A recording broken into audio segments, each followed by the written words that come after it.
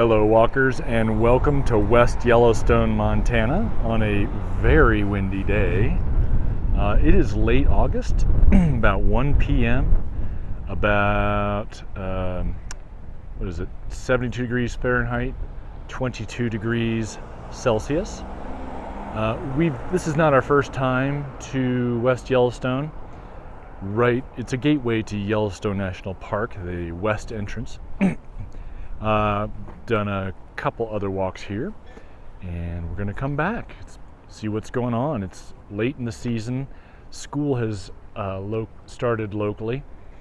I'm going to actually go this way, but it has slowed down a little bit, but still pretty busy, and a lot going on here. Everything's still open, and it will be for a while. 72 degrees is a little colder than you might get normally, but it's right around the time that the seasons will begin to change here. We're up pretty high in terms of elevation, and in terms of latitude. So this is the road into West Yellowstone from the north. And I think we're going to go this way because we haven't gone this way very often. Check out our other walks. There's one in winter, another live stream from summer. I think I did another just general walk as well. This is also a slower time of day for town because people are in the park, touring around.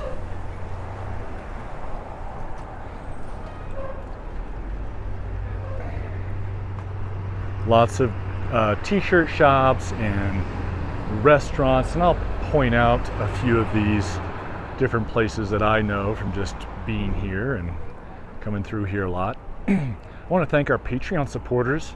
We've gotten a couple new ones, and I want to thank you guys for joining, signing up, and of course the ones that have been here for quite a while now. It really is a huge motivator for me, and really makes this even just a little bit more joyful, knowing you guys are enjoying this as well, and that these are valued. I like to do alleys sometimes, and this is an alley, pretty wide, but it gives that kind of essence of West Yellowstone, which really isn't that far off days of the old West when things were a lot more rustic, actually. Not to say that it doesn't have all the modern conveniences of internet and paved roads and all that stuff, but cell service, that sort of thing. And it's certainly grown a lot in just the last 10 years as more and more people come out to Yellowstone and see this as an option. And certainly the last 2 years it's gotten crowded, although the floods this year changed the dynamic a lot. 25% reduction in Yellowstone visitation year over year so far, and I think West Yellowstone was one of the entrances that stayed open. Well, they did close the entire park down for a little bit, but it did stay open for the most part, and they even relaxed some rules around camping, RV camping type stuff in town for a little while, just to try and help absorb some of that demand. On Madison and Canyon, you can shoot a real machine gun down there if you want. Red Lotus Chinese restaurant. There's also a good pizza place down there. We're going to go this way, however, past the Häagen-Dazs. And there's some shopping, and we'll go see some hotels. There's a ton of hotels here. There's RV type stuff. Fishing guides, as I see a couple of fishing boats with their guide tags on there. You can see there's like a green and white and red and white tags. Those are guide numbers, outfitter numbers. I haven't eaten at Chinatown restaurant here, but I imagine it's fine.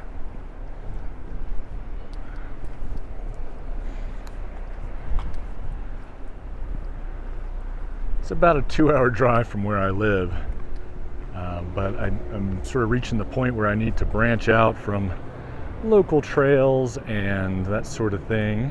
I wanted to get back into a town, and you know, people are curious about Yellowstone, so I thought this would be a good chance.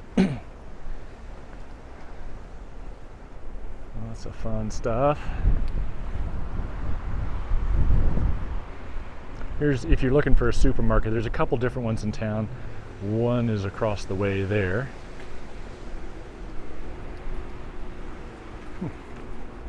Casino with some Old West game of poker.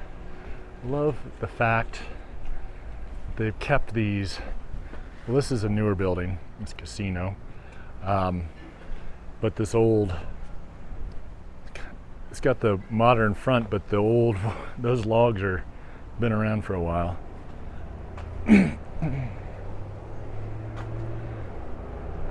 Kind of got several different hotels along here.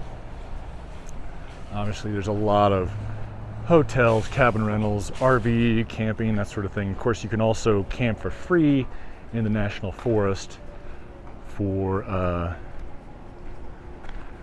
I think 14 days, 16 days. Here is, some of you may not be familiar with this, so they have a lot of bears here in the area, and so they have these bear safe trash cans, and you just stick your hand in there. There's a little lever, you pull it up, there's trash, and you drop it down. Make sure it latches. Here's the Gusher. It's been around for a long time, pizza and sandwich shop. It's a good place to eat if you're in town. We are actually headed, where are we headed? Pretty much west, I think.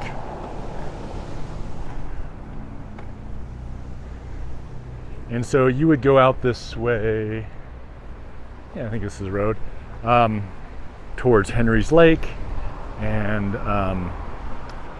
Island Park, Idaho. I did a couple walks in Island Park around Max Inn. A year or two ago.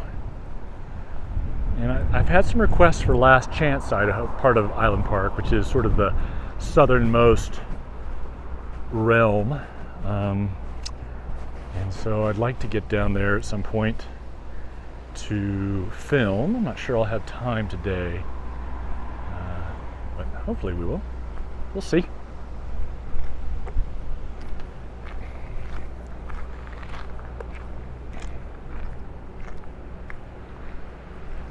This area, how do I explain this? It's from here to the west of town and kind of to the north of town. It's got sort of a flat area. It's really sandy soil. And so you get these, it's kind of almost a monoculture of lodgepole pines, which the scientific name is Pinus contortus, but in this area they grow very straight, and were used for lodges, for teepees quite often. I think that's where the name comes, the familiar name. There's a Days Inn across the way. In the winter, a lot of these places will rent snowmobiles, and it used to be, for I don't know, 10 or 15 years, that you had to go in with a guide, and they only allowed 4-stroke engines. And I think this year will be the first year that you'll be able to get a permit, a lottery, through a lottery system, to go in with as a private citizen. I think you still need to use a 4-stroke engine, which you can rent. And you definitely have to stay on the trails and roads, but you don't necessarily have to go in with a guide, which I'm not sure how beneficial that is. The guides give you a lot, and they help you if you have a problem, and I don't know how much you really gain, because there's only so many places you're allowed to go with those deals. Look at that big rig.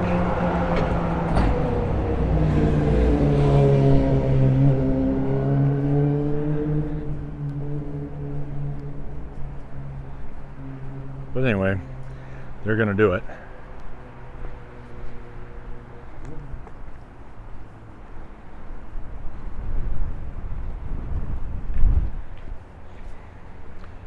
Like many places around the park over the last couple of years, they've had a hard time finding enough people to staff these restaurants and hotels and other shops. Used to be they would bring in a lot of temporary workers from overseas, a lot of people from Central Europe, Eastern Europe. But obviously it's been a different world the last 2 or 3 years.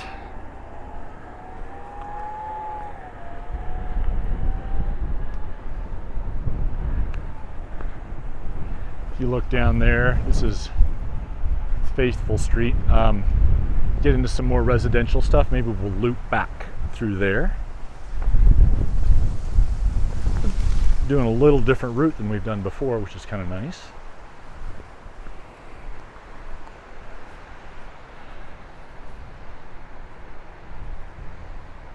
We like to come down here in the winter when it gets pretty, what they might refer to as sled-necky. A lot of people come down here to ride snow machines, snowmobiles, and there's a lot of national forest trails and all that sort of thing. So, but they also have a lot of cross-country skiing, which we enjoy. We were coming down every Thanksgiving for a few years because they have a cross-country ski rendezvous. It's sort of one of the first big events regionally for cross-country skiing, and it was a lot of fun. We'd bring the kids down here, get a hotel room, super fun. But we just haven't done it the last many years because, well, all the same reasons. So this is not the main highway that I thought it was. I think that's one block to the north. And I actually haven't been out this far. There's a church, Our Lady of the Pines, Catholic church, that big A-frame building. So that's kind of interesting for me.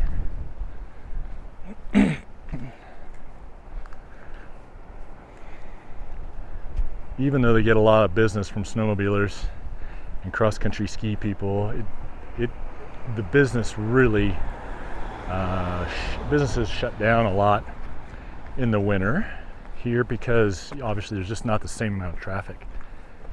I'm not sure what road this is. Oh, this is Geyser that we're crossing.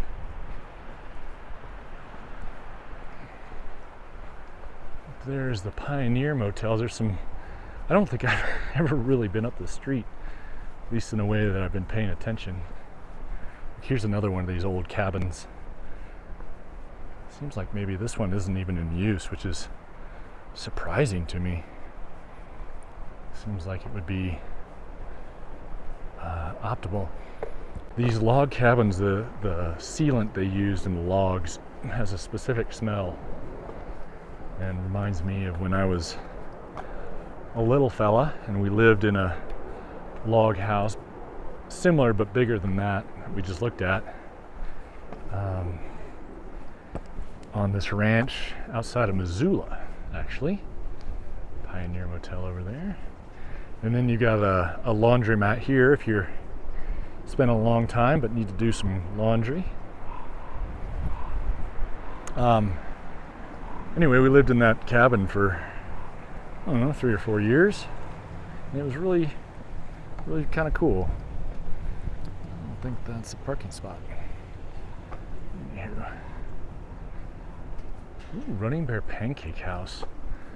That seems like a local special.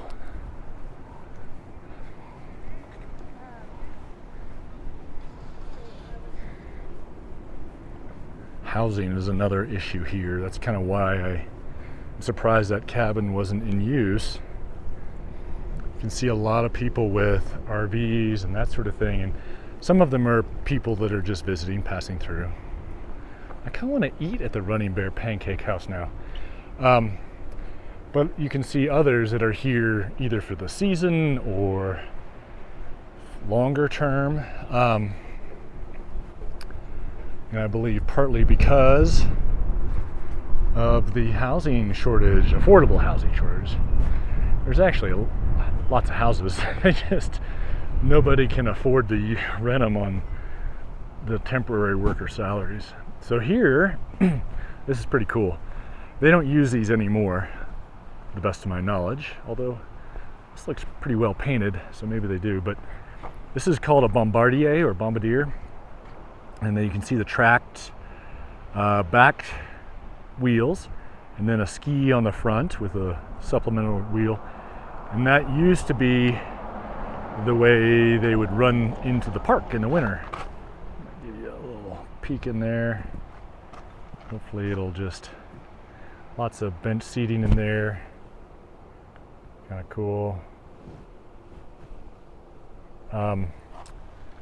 Anyway, it's fun. They are so loud inside when you're riding around in them. Oh my gosh. But they're cool. And now they use, I'll point them out if we see them, but they use these big balloon-tired vehicles and then they kind of groom the roads as more than plow them. Look, I love the way these, I want to say those are aspen. I don't think they are aspen. Size of the leaves, but the undersides of those leaves are really cool to me. You've got these older cabins, which are neat, although they sure look well maintained. That stonework looks a little newer, but maybe they've just been taken care of. South Plateau cabins. And this is definitely on the quiet side of town, which is nice. You've got the Westgate Hotel down here, and you could definitely walk into town from here. It'd be a little bit longer than most people would be into, but it's probably 5 minutes. I mean, we've been walking 10 minutes maybe from downtown. And you can rent these guys. Now, I don't think you can take these into the park, but you can certainly take them. You see a bunch of snowmobiles, and they're wrapped up for summer, sorry. But you can certainly take these into this national forest area. A lot of dirt roads and that sort of thing.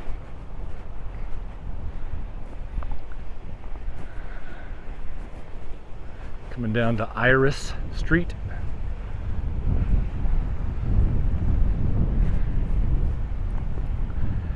You can see just, there's not a lot of underbrush. There's some grass in this woods. We'll go over here just to take a peek. There's some grasses and some young trees and that sort of thing. But there's not a lot of underbrush, right? Not a lot of willow or snowberry or anything like that. Partly it's the soil is just really poor. And just not nutrient rich. It also doesn't hold water very well, so it just doesn't support a lot of brushy type stuff. You get these grasses, different types of trees, pine trees. They can take the kind of volcanic acidic soil that exists here. I should walk back the acidic part. I'm not really sure about that. But you can see the mountains. That's the Madison's over there, Madison Range. That stretches north here. And you've got this wide open space, and I'm not entirely sure. I've always kind of thought of it as an airstrip, but I'm not sure that's true. You can see this really fine graveled dirt road here. That's the kind of stuff that people take these ORVs on. And then you've got, we'll cross over here in a minute. Sort of these homes, residential homes here, 70s and 80s style architecture, but it's kind of nice because they've been here long enough that the trees have grown up around them, and they're really tucked into the forest like that. I'm going to swing you off left here again. Off to the left is Hebgen Reservoir. That's the one I'm looking for. So that's kind of that way. I think in the summers, or at some point, they'll have a sort of they call Mountain Man Rendezvous. A lot of reenactors come in. They have black powder shoots and demonstrations, and people camp out and dress up as mountain men. Really kind of cool. A lot of fun. I think they do that out there. So you can see the highway out here. I think it's 29, Highway 20. That's, I think, what it is. And that'll take you over Reynolds Pass to Henry's Lake and on beyond that to Island Park.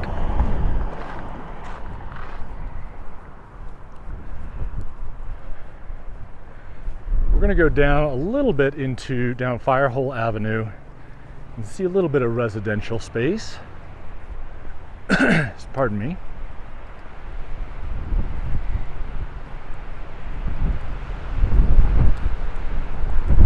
I don't know if you can hear it with the wind on the microphone, but the kind of high frequency white noise going through the trees, of the wind going through the trees. I love it. I love the sound of wind in trees. I find it extremely relaxing. Look at this old place. It's kind of the consummate Montana cabin, tucked away in the trees like that, all stained and chinked, so that the stuff between the logs is called chinking, because they used to use chinks of wood, cram it in there, cover it up with clay or whatever.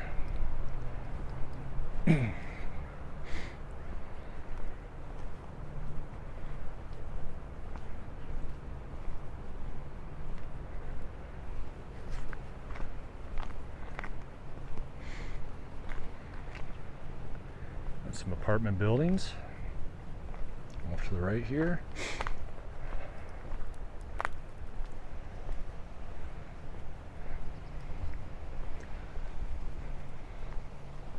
Love watching these aspen blow in the wind. The flickering of the leaves. Because leaves are a lighter shade than on the bottom than on the top. And that's why they get that quaking effect, and they're called quaking aspen or poplar tremuloides, I think is the scientific name. You can, here, I'll show you. See, that's dark and that's light. Very cool. Tremuloides, like tremulous or tremor.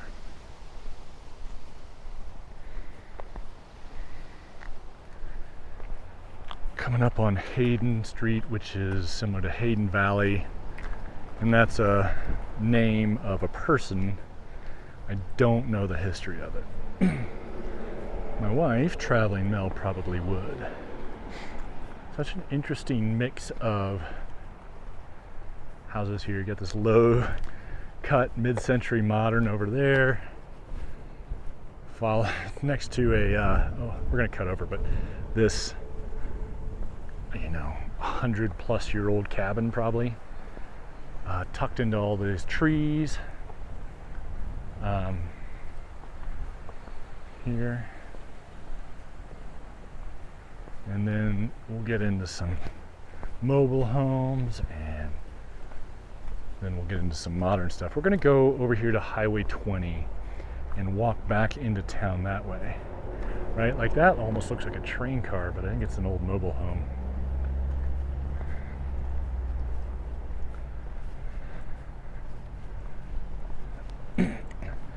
I think if you go straight here, you would get into some sort of 80s, 90s era subdivision with those style homes, a little bit bigger, a little bit nicer.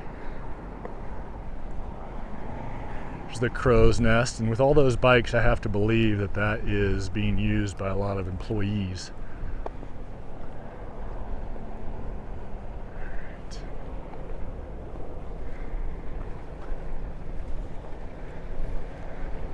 So this will go out towards Reynolds Pass area, and then you see kind of a hotel there, Yellowstone Inn. I love the old log house with a big white painted porch. We'll go down here. Now we're headed east.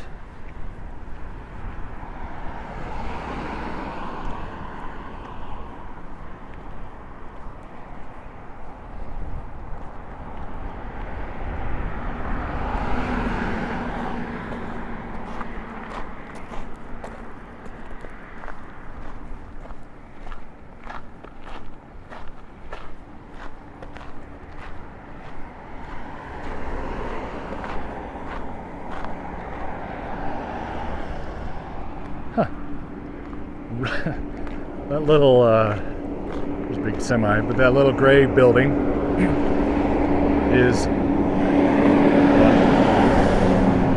it's a branch of Rudd and Company, which is an accountant firm, and I actually use them over in Bozeman, but it's a little shack there, kind of funny.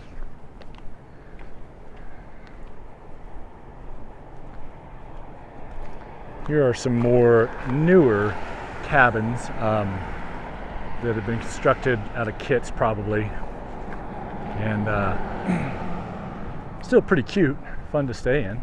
It's the Yellowstone Cabins and RV if you're interested. Coming back up to Geyser. Here comes some National Park or Fish and Wildlife Service trucks.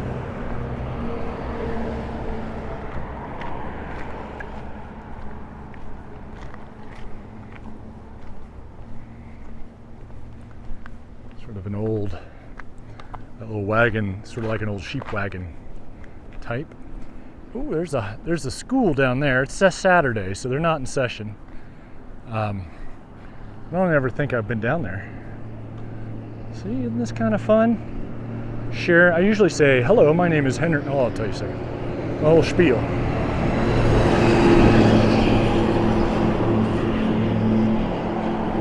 I've kind of gotten out of doing the little intro spiel because I get excited about filming. But anyway, I usually say, hello, my name is Henry. I'm your proxy walker, your virtual travel guide, your co-explorer, co-discoverer. Because a lot of these walks, you know, I'm not a professional guide. I don't go and do all the research and get all the details. Because I just like to walk and discover little niches. Like, look at all these little flowers in here. Well, some of it's knapweed, but kind of cute. I want to point out these signs. So it says be kind. The trash can said be patient. And this dates back a couple years.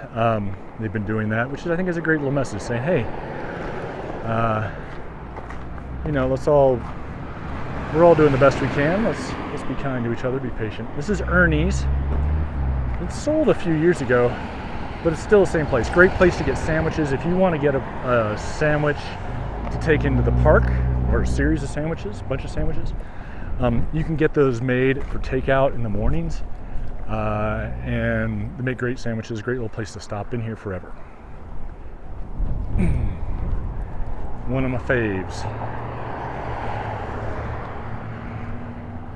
Here's a Willie's Montana spirits tasting room at the Buffalo Bar. They're based out of Ennis, Montana, which is about an hour away in the Madison Valley. So we come up to Faithful Street. Some more Nouveau cabin architecture over there.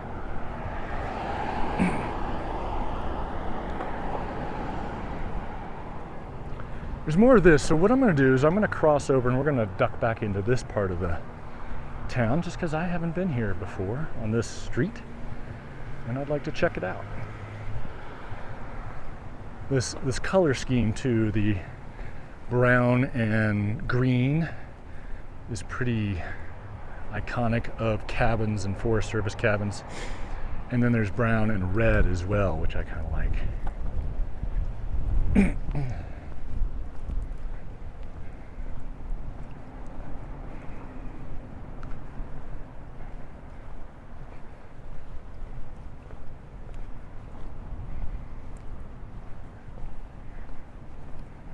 It's an RV park. I like this one. It's quiet. It's got a lot of trees. Means shade, which in the middle of summer is pretty nice. Looks like they have full hookups. I'm not sure about sewer, but they have water and electricity. Yeah, they do have some sewer there. I was reading this article about Rivian. Rivian is one of the new electric vehicle companies, and they're just starting to deliver vehicles. They've had the truck out for a while. Now they're doing their SUV, and I think the design of these things is beautiful. But the article commented, here's a Church of Jesus Christ and Latter-day Saints. I think that's a Mormon temple. Anyway, this author had taken it on a camping trip, and they went to their campsite and it had electricity hookups. And it made me think, I kind of wonder if that's going to become an unintended consequence. It's a wagon wheel campground that we just went by. More streets down there. I'm gonna wait for this car to pass. And I think this is on Gibson that we're crossing. Anyway, unintended consequences of, I wonder if all these RV spots and campgrounds with hookups, people with electric vehicles are gonna wanna sign on to those, because then they can recharge their vehicles. Alternatively, it might also be that more campsites get wired up for for electric vehicle EV charging, which could also be really cool. You know, with California, this is a pet thing for mine, right? I'm just going to go ahead and say this because it's my channel, and I don't feel like it's particularly controversial, but there are some people that don't care for electric vehicles for whatever reason, and I don't think anybody should be required to buy one, but California and now Washington are both going to require all vehicles be either EV, electric vehicle, or plug-in hybrid vehicle. So they have some battery power as well as an internal combustion engine. And to me, I think that's going to be super exciting. It's going to bring the price down as the car companies begin to catch up with demand. I mean, all the electric vehicle companies have years-long waiting lists. They had to shut down the Ford Mustang waiting list because they just reopened because they couldn't keep up. They don't have the factories ramped all the way up to supply the demand. And GM's going to put in like 40,000 charging stations and locations. Other companies are stepping up to provide that service as a business. And so while we're not able to flip a switch and go straight over to electric vehicles all the time quite yet, we're headed that way, and I think it's going to accelerate. And I personally am excited about that not just from a air quality perspective or other pollution perspective, but a noise perspective, man. You know, you've got these big diesel trucks which absolutely have a purpose. For instance, pulling one of these big RVs, you gotta have the power to carry them. You got ranchers that use them, farmers that use them, construction people that use them. My brother-in-law is a contractor. He uses one. So they're necessary right now. Until we can get a replacement, they are required. But they are loud, or they can be very loud. So can Harley Davidsons. This giant dog looks like a deer or something. Hey, pup. I don't know if these folks are walking him or just he's lost. It's a Montana plate that says Wyoming. There's a some sort of building that didn't quite get finished. Again, never been down this road. Looks like that has been there for a while. Anyway, that's kind of my what I call my perambulation pontifications, and feel free to disagree politely or not, or agree politely. Look at this. This is, I think these are rubs, but it could be from a lot of things.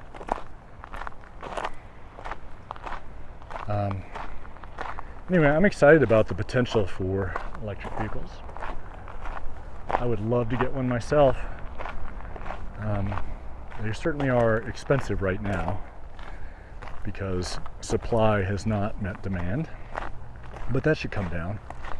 I did read Toyota. One Toyota exec said there's no demand for electric vehicles, which seems silly considering the backlog of all the waiting lists, even at the price points they have, the high price points. Anyway, we'll move on from that. Look at these cute cabins. They're nice. They're not log, but they're sort of raw plank wood. I like that. And I like the porch. One of my little mantras is any porch less than 8 feet is useless. It's pointless to me. I will stand on that one. That's for sure. Some more gravel road for your ORV, your bicycle, your regular car. Oh, it says permits required. No camping in that area. So there are some restrictions of the national forest around towns and established campgrounds and sometimes streams, but there's a lot of land to camp in out here.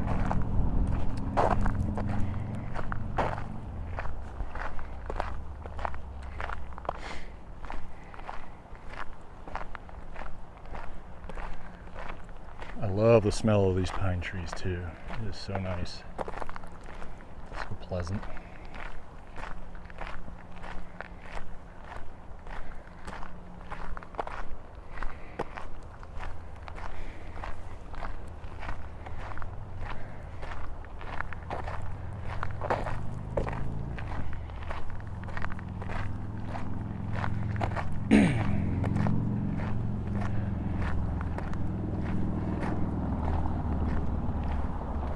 We're coming up here onto 191, Highway 191 that leads up to Bozeman.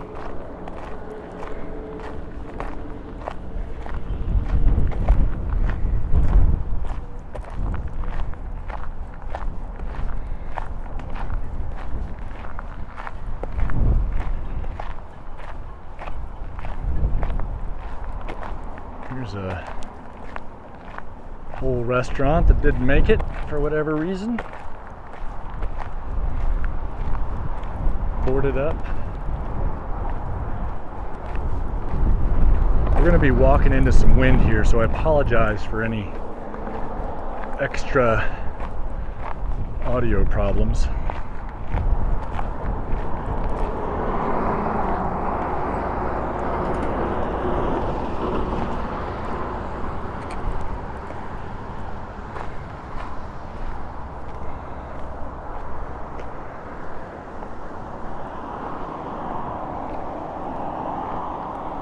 If you're looking to start a restaurant, looks like you could pick this up cheap.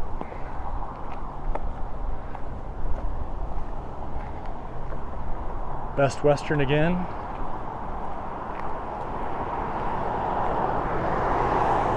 So Blue Ribbon Flies used to be Bud Lilly's Blue Ribbon Flies, I believe. He's a famous old fly fisherman. I'm not sure he's around anymore. But there's also there's several others, including Bob Jackson's Fly Shop. Some folks out here either practicing or learning to cast up here. I think they're probably having a little lesson. I know I've said this before. Well, first of all, I want to point out across the way, Hank's Chop House, I think is what it is. That's new. I haven't seen that before. It looks like it's a great place to eat outside as well as inside. And I'd be interested to try it. If you've tried it, I would love to hear about it. So hit us up in the comment section. There, one block over is where pretty much the park starts. All right, so, I was gonna say, this is a nice little park, great playground, burning off some energy for the kids if they've been in the car a lot. They pile up a bunch of snow in here in the winter as they plow.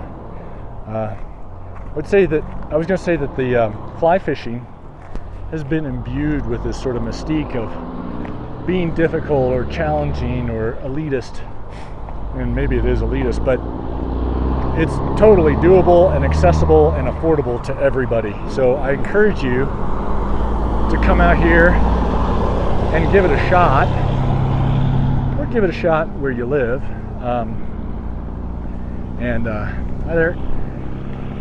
And it's within, you can get the cast down within an hour's lesson and go out fishing. I mean, there's certainly, just like a lot of fishing, there's certainly more to it. I want to point out the Brandon Iron. We stay there quite often.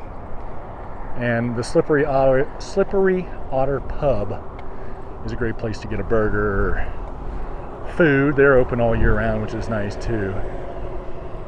Here's the intersection of 191 and 20 and 287, but I think 287 pretty much ends or goes down through the park. I guess 191 goes to the park. Anyway, that doesn't really matter.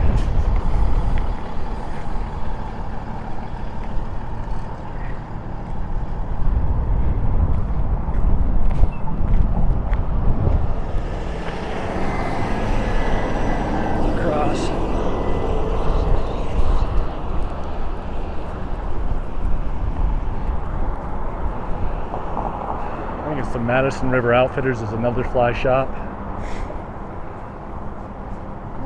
Maybe we will try to cross.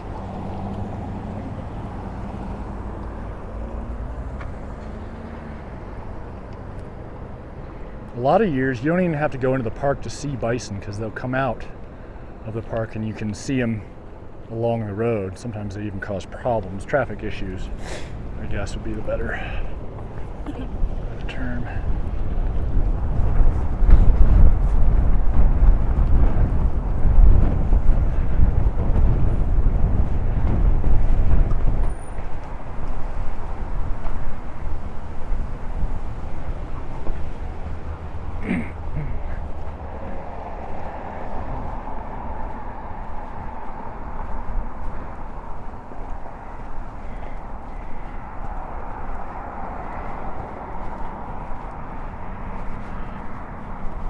So there's one of those cars that I referred to earlier with the big balloon tires. And those are low PSI tires, and they just sort of roll right over the snow, the packed snow. There's a fly shop. There's a lot more to it back in there than I expected. Bullwinkles, a lot of people go there. Casino and bar.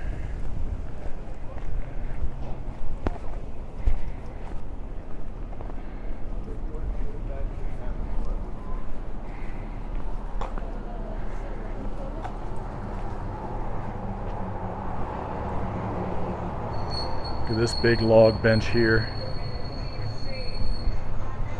You got a bunch of moose sculpture for bullwinkles.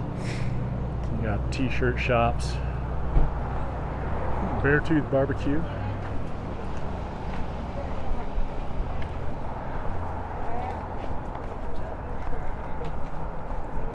Ooh, City Creamery, Big Sky Anglers, another fly shop.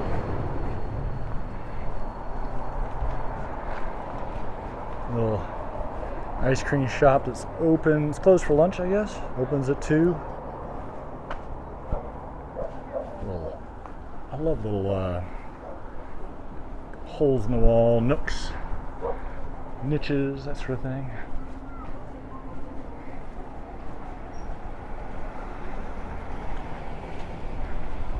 Here you go. Be kind, be safe. Wild West Pizzeria and Saloon is a good place to eat if you are looking for. They got pretty good pizza, and they've got a bar where kids are not allowed, and then they've got where you can also get food, and then they've got a restaurant where it's family friendly, kind of neat old photographs and that sort of thing. Wild West Express, they must own this as well.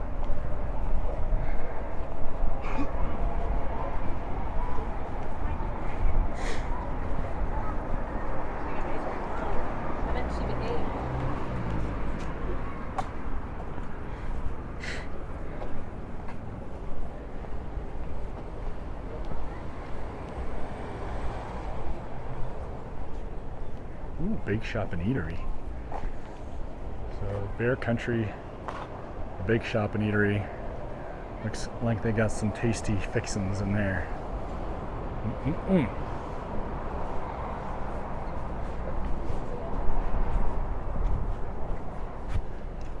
Taco bus.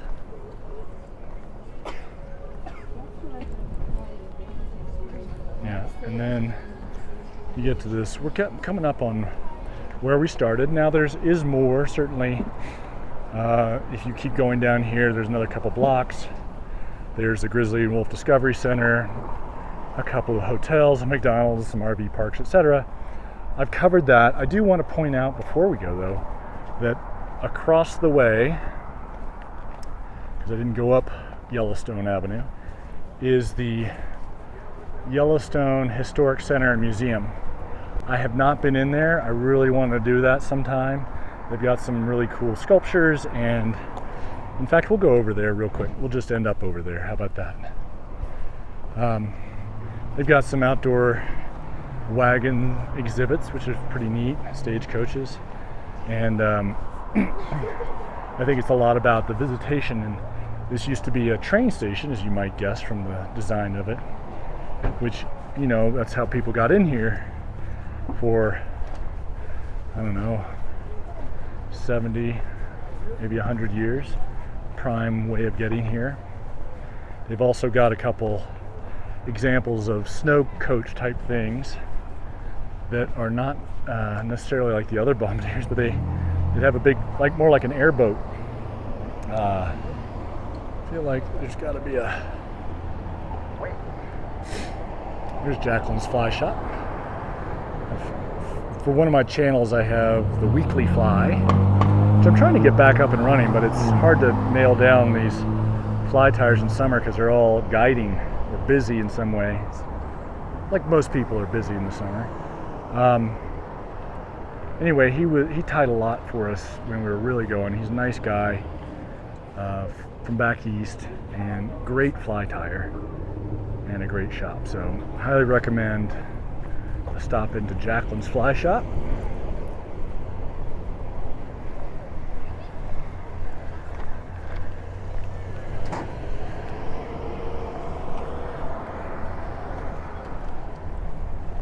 I'm just going to go across.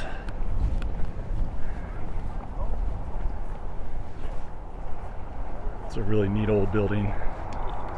And then, you can see a lot of restaurants and trading posts and a couple hotels and that sort of thing, but sort of an older chunk of it, right? Like these older buildings have been here for 100 years, sort of the original tourist center, which makes sense with the road that goes straight into the park. This used to be the Union Pacific Railroad terminal, I guess. I love this giant log arch. Very cool. Stagecoaches, trains, buses, planes, and snow machines. Sweet Grizzly sculpture. We'll go see real quick. Really pretty cool.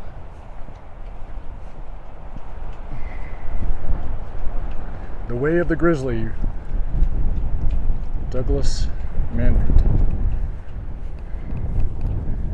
you can see some of these, like this is the one I was talking about with the propeller, right?